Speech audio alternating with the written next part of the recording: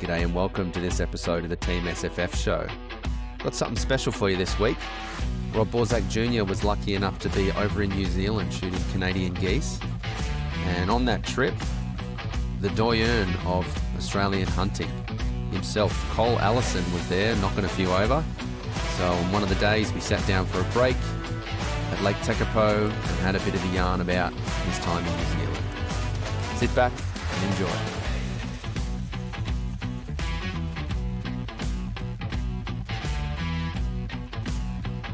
Well, I'm lucky enough to be sitting here on the lovely Lake Tekapo in the South Island of New Zealand, hunting geese, and I'm with the legendary Australian international New Zealand hunter Col Allison. I'm very lucky that he's Uncle Col to me, and we're on a trip here with some other friends of ours, and Col spent a lot of time here in New Zealand, so I just wanted to talk to him about what New Zealand is for you. How are you feeling being back here? I agree with Phil Hull, and I feel like I'm an honorary Kiwi. I came here when I was 19, 60 years ago, and this was one of my spiritual homes. I couldn't walk up any of these mountains today. Back then, I used to run up and down all the time hunting tahr. But I came here to work with Docs down at what's it called? Oak Flat. They had a training ground down there. When I got here, they'd folded camp, so I was stranded. So I came back up here, and then I went down to Queenstown, and from there on, I was hunting everywhere. I had two aims when I came here. I wanted to work for Docs. Well, that one was gone. As a deer culler? As a deer culler. And so then I became a meat shooter. That was the other option. The whole game for me was to hunt one of every species of deer in New Zealand. And how old were you and what year? 19 I was, in the 63. I was here 64, 5. Then I've been back 30 times since. But it's always been a spiritual home, and it's just such a fantastic place. So many snowy mountain peaks, beautiful lakes full of fish. It's just, beaches with, you could fish forever. It's just a wonderful place, and it doesn't have all the bloody sanctimony and all the hypocrisy that goes on in Australia. So it's much more peaceful, much more down to earth, I think. Trouble is, it's got more tourists than Australia. Well, right now it does. Yeah, right now. Since they reopened the place after COVID, it's tourists galore. We're looking back on hundreds of people wandering around Lake Tekapo these days. You're saying it's built up a lot since the first time you were here. I was here about 6 years ago hunting tahr and chamois and reds on Mount Nicholas Station, on Mount Cook Station, and I reckon this place has grown exponentially since then. It's really noticeable. Yeah. And it's noticeable the Asians. There used to be that many. Well, they love their tourism and the Chinese dollar now. There's plenty of them with money and they want to see the beautiful parts of the world, I guess. Yeah, and we all like the dollar if we're the government, so we encourage it as much as we can. But getting back to the hunting, so in the South Island here in particular, this is obviously the Alps. This is the high country that we don't have in Australia. And this is where they have the tahr and the chamois. And the reds. And the reds, yeah. Still reds. Yeah, they're definitely up there. I've seen some cattle up there on those high stations up around Mount Cook. But obviously, it's some of the hardest hunting in the world, isn't it? It is, yeah. It's very, very hard on you. Even then, I was usually half pissed when I was climbing the mountains because I'd have a few the night before. And it was always hard getting up the hill, but it got a bit harder on those sort of mornings. So when you did the deer culling, did you ever get going or what happened? Well, I ended up doing my own. I worked with a German bloke, named Alf Kirsting. We ended up in Stewart Island. We were culling, but we were culling for the meat market. Okay. So we were shooting whitetail deer and the odd red deer for the German export market. What we did, we worked out of Oban with the fishing fleets, and the fleet or a boat from the fleet would drop us up the coast somewhere. We'd have enough food for a week. We'd shoot as many deer as we could. And then when the boat came in, it'd go straight into the freezer. And then when we got into town, such as it was then. And it'd be offloaded. We'd get paid out 20 cents a pound the meat used to be worth, which is bugger all, but it was better than nothing. Whitetail. Whitetail deer. And they were the little ones, little Virginians. It was a bonus if you got a red. Yeah. So you're shooting on Stewart Island, whitetail, and you were meat boxing then, was it? Yeah, meat hunting. Yep. And what we do, the boat would drop us off to a cove like this. We'd get out and we'd set up some sort of a hut, or tent, whatever we had, and then we'd go along the beaches late at night, early morning, shooting the deer. They used to come down to the sea to get seaweed as a supplement because there's not a lot of tucker on that island. I think that's still the best way to hunt them, on the beaches, yeah. And then you have to carry them up the headlands. And we had a few disasters. Winter, summer? At one stage, we starved. Oh, wow. There was it's Fovo Strait out from Invercargill to the island. There's a pretty rough water. It's the Roaring Forties. Yep. And we got stranded one time for a week. Wow. We ran out of food. It was hot through the day, but it was a typhoon blowing, cyclone, hurricane, call it what you will. And, we ended up, we just had no tucker. Yeah. The meat had all gone off. It had all been fly blown. Yeah. And we were eaten alive by mosquitoes. Crikey. So we just ended up, for about 5 days, we just lay on our back thinking, well, we either get rescued or we don't. And in the end, after 7 days, a boat came in. We had to swim out with all our clobber to get on board.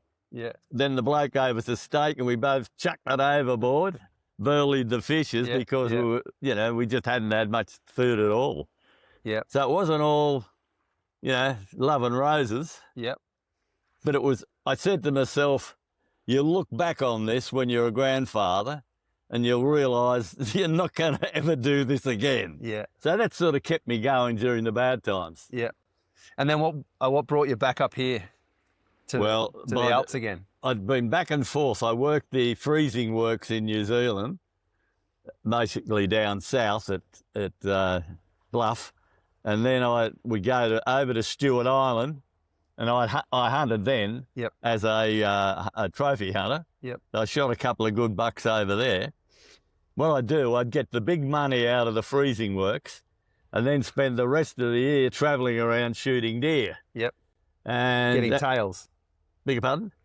No, that was earlier. I did that, but I didn't do that for very long. Doing it for recreation. I do it for recreation then, and I just started in the south. Yep. And I ended up back here. I hunted some of the valleys by myself, which is pretty stupid, but, I'd been trained by then. Yep.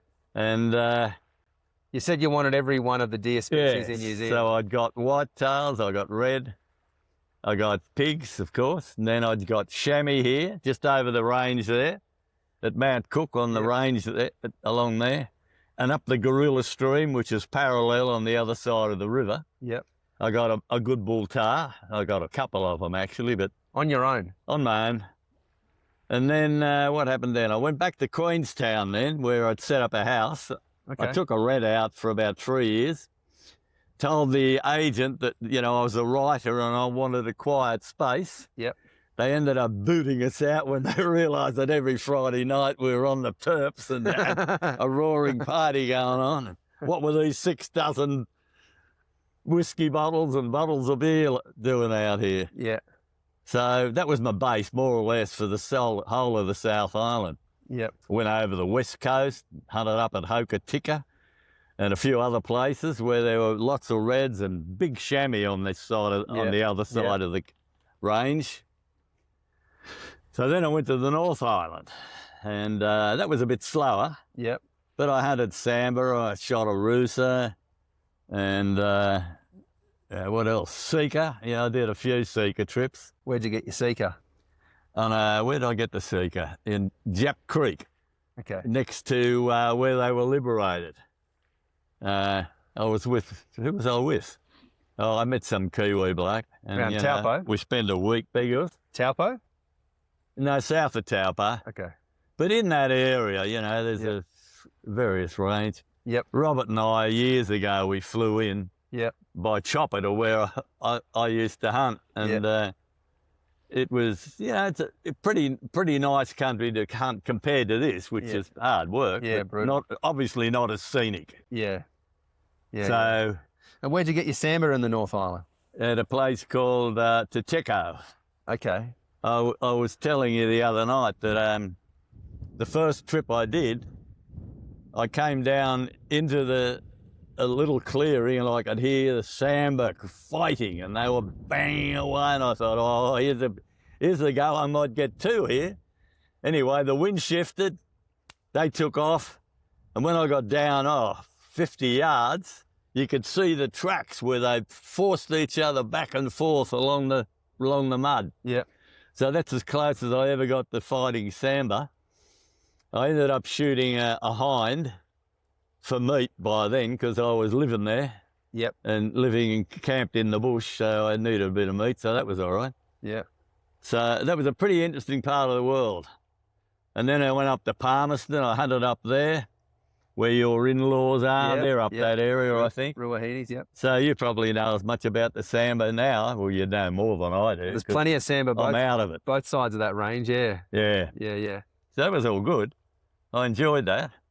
The rooster hunt was on the, where was I? I forget, on Galatea I hunted the rooster. Okay. And I met an old fella on the road. He picked me up when I was hitchhiking with a rifle on the back, and there was no dramas in this country then. I wouldn't like to do it in Australia today. Yeah. Anyway, he picked me up, and he said, oh, I've got rooster on the back of my place. So I said, oh, okay. So he said, you can stay with me or you can camp in the bush. So I said, look, I'll stay with you the night and have a chat and blah, blah, and then I'll go and camp in the bush, which I did. And I was there, only there a couple of days. It was very thick Matagari type scrub. Yep. And the only way to hunt them was you sat there and you glassed it and you glassed. I did that for about 3 days until finally I saw an antler move. Yeah. And then I snuck up. It was an anticlimax. I just knocked it over. And it was a 27 or 28 incher. It was a good head for New Zealand. Yep. There weren't, you know, they were hard to find. They were hard to get access to the property. And the quality wasn't all that good, except for one or two big heads taken in the 1920s. Yeah, right. So did you ever get one of the Otago Reds or Canterbury Reds? Yeah. Where'd you get your red? I shot the odd one of them. When I was in Queenstown, I made a 2-week trip with a couple of Aussie mates who came over, and we went up to the Earnslaw Basin, which is between the Dart and the Reese Valley. It's a big ridge that goes up, and then it's a big wide basin, a couple of miles wide. At that time, the chamois and tahr were just colonising from the western side. Okay. But there were some big reds, but I got a couple, but I didn't get a real big one. They were right up in the rocky bluffs, and I just couldn't see a way to get up there. Yeah, okay. You know, they're pretty smart. They've been doing it for bloody years. And I was with a bloke, and he forgot the rifle of his bolt. Can you believe that? Oh, no. So we climb up there. It's an 8-hour climb, or it was for us. No bolt. And he had no bolt in his rifle. And I said, well, you're not getting mine, mate. So needless to say, he didn't do any good. Yeah, right. So then, did you get them all? Yeah, except Wapiti. Okay. I was poaching wop, and they had the official culling team in, and I'd seen a fairly big 11-pointer. Where was that? Up the Glaznog Valley on the tops, Okay. amongst some great big boulders. In Fiordland? But I wasn't going to shoot. I thought if I'm going to get jailed or whatever, I'm going to go for a big one, not a little rat. Yeah. No, he wasn't little. He just wasn't a full head. Yep. 12 points to me is a proper head. Proper Anything less than that is not. Yep. But that's me. I'm pretty fussy. But you didn't get the moose? Oh, no, mate. I don't know who's got the moose in the last 100 years. Never saw one? Never saw any sign of the moose? I never even went into that area. Okay. All right. Well, Long jacket arm, that's a pretty... They get 9 foot of rain a year, mate. Yeah. pretty miserable.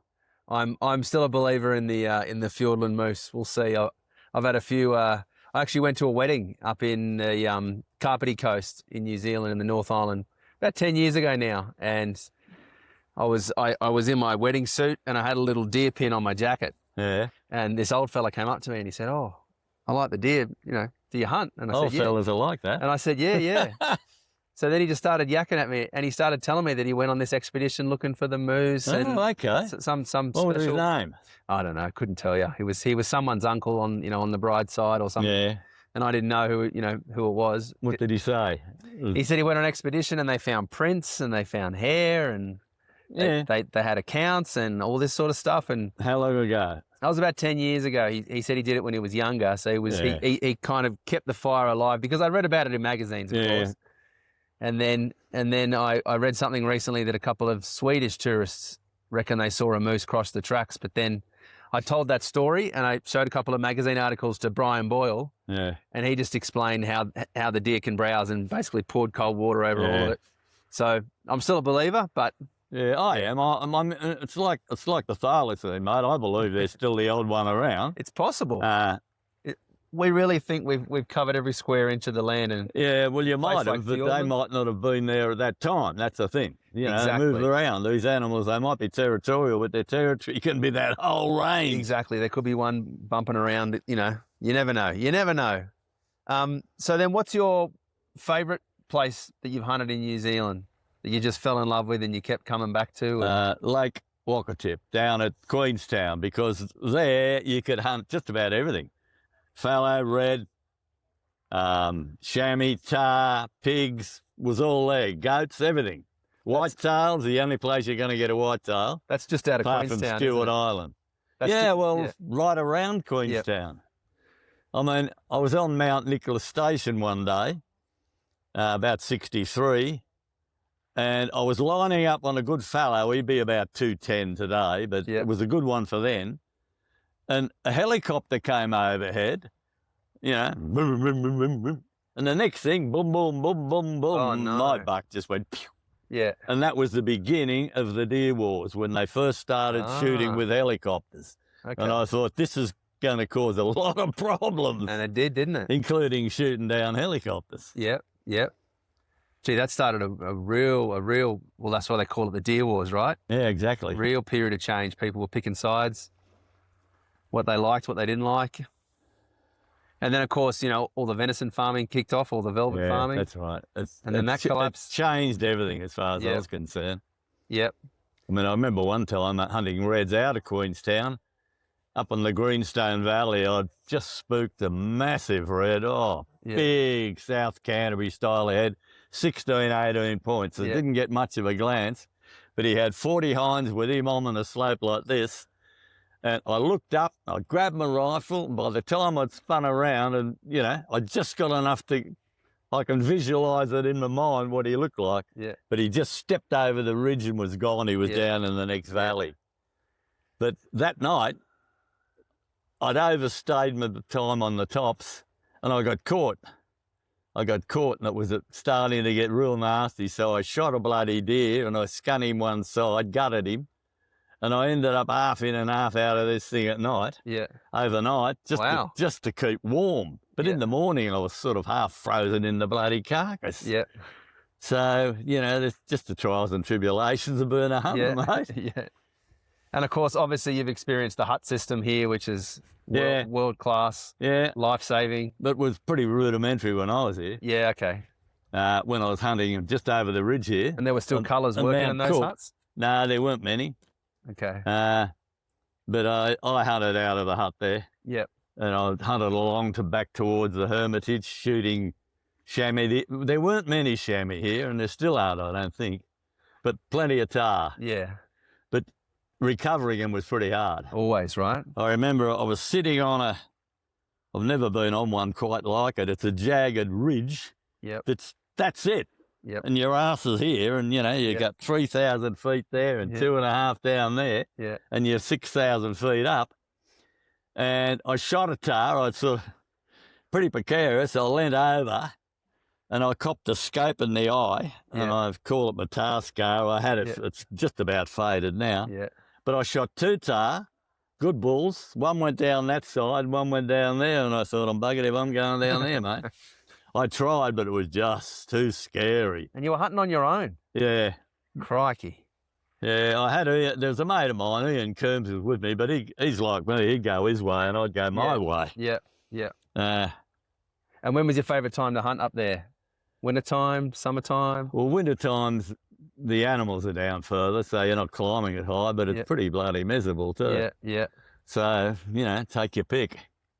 Yeah, right. And obviously now we have, all the kind of modern food. We have all the dehydrated food and all that sort of stuff, modern gear that's all lightweight and polyester. But back then you're hunting with, canvas packs. Basically, I had an Australian pack, a Paddy Palin pack, which was a big canvas bag. That's about all. Yeah.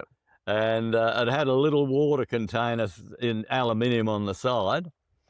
And I just wore a swanee, which is essentially a 10-foot square blanket with a hole in it. Yep. Throw it over your head. It looked like this. Yep. And then put a belt around you. Yep. That was it. That's what I hunted in. In shorts? Just about all the time. Shorts in summer. Yep. Until it just got too cold. And how'd you keep your feet dry? With great difficulty, mate. But I only looked the other day. I found these old pair of boots, and they're Chinese Army. Yeah. All the this part of the boot, I'd cut deep so that I had more stretch and flexibility. Oh, wow. Underneath it was tricoonies, triple hobs, and some other little thing, but that tricoonies went around the edge of the boot, and they were like little razor blades, jagged. Yep. And when you jumped on a rock, you didn't go for a skate. Yep.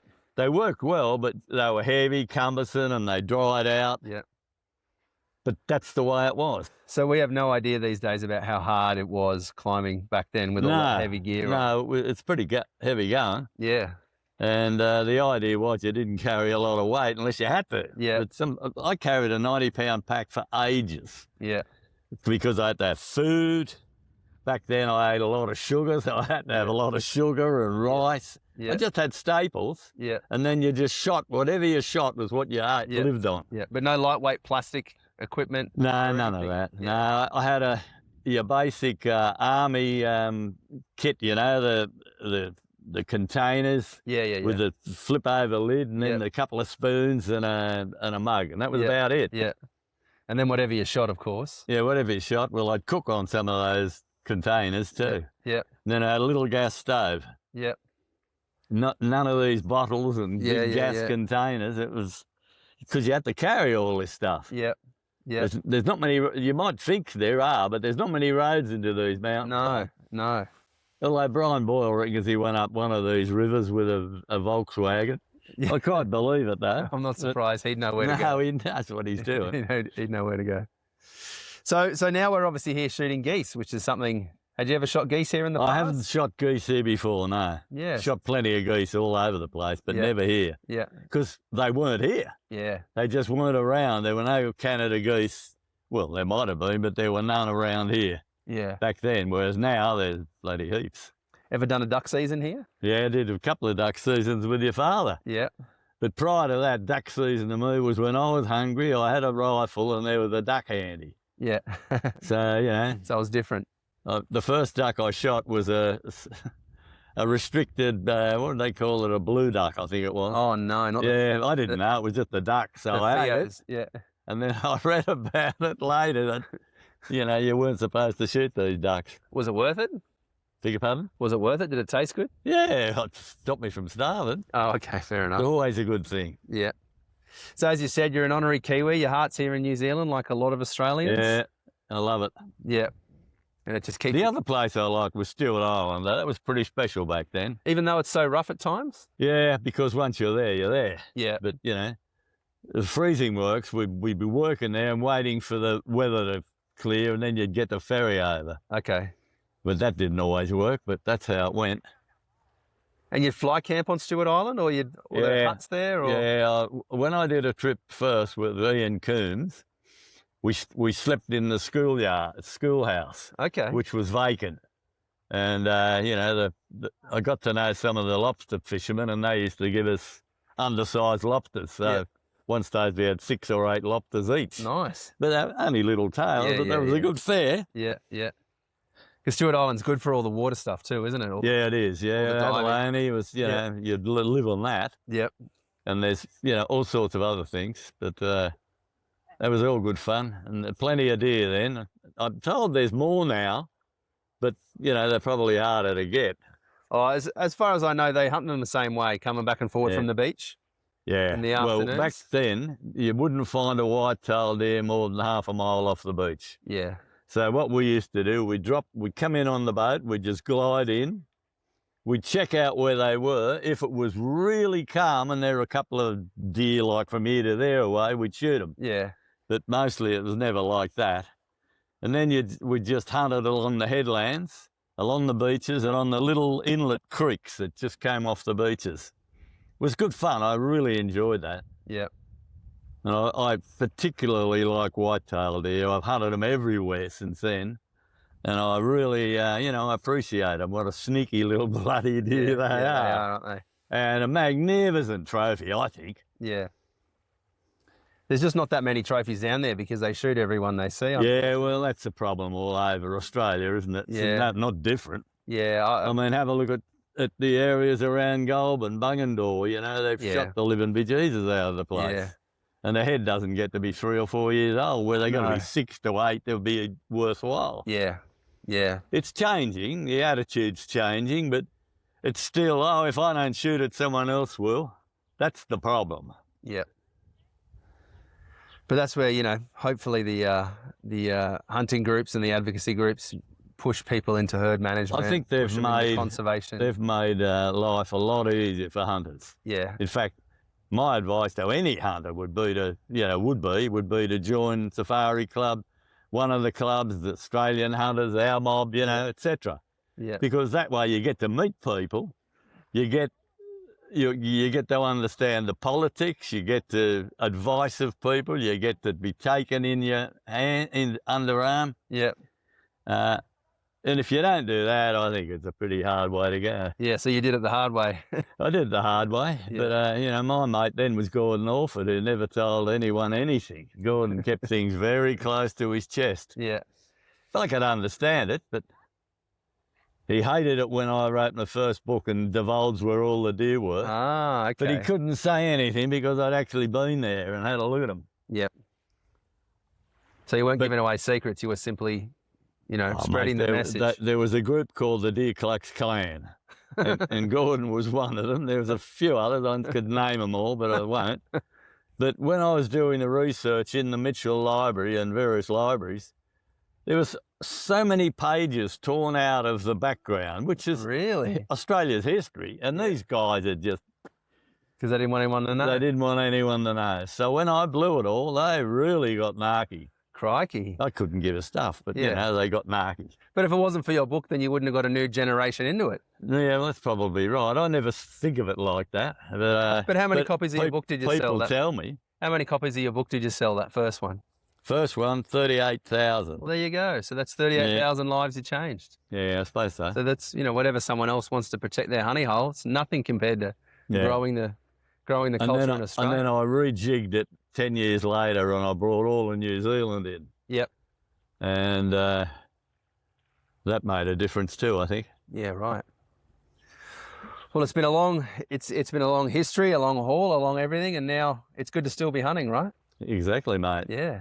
What am I, 81, 82 in a couple of weeks? As long as you can still hold the gun. 47 years in journalism around all this, incidentally. Yep. Newspaper and television. So, yeah, it's been a long haul. It's been a good haul. Yeah. But I would not like to have lived it without being a hunter and a fisherman. Yeah. I really wouldn't. And not coming to New Zealand, right? Yeah, that's it. Yeah.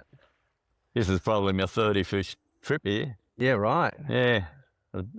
I used to come over twice a year to get the big money and the freezing works. Yeah, okay. You know, knife work and bone work and all that sort of thing, pelting and skinning. Yep. I used to be good at it then, but not very good now. Oh, you pulled the breast off that goose all right the other day? Yeah, sort of all right. You did all right. Sort of all You right. did all right. Your hands still work well. Yeah, they work. That's what Yeah. matters. That's what matters. Well, thanks for sharing a few yarns. And let's keep hunting. Pleasure. Thanks, Col. Thanks, Robert. Thanks for all your work, mate. Well, what a man. What a bunch of stories. Talk about a life spent doing the thing that he loves, which is hunting.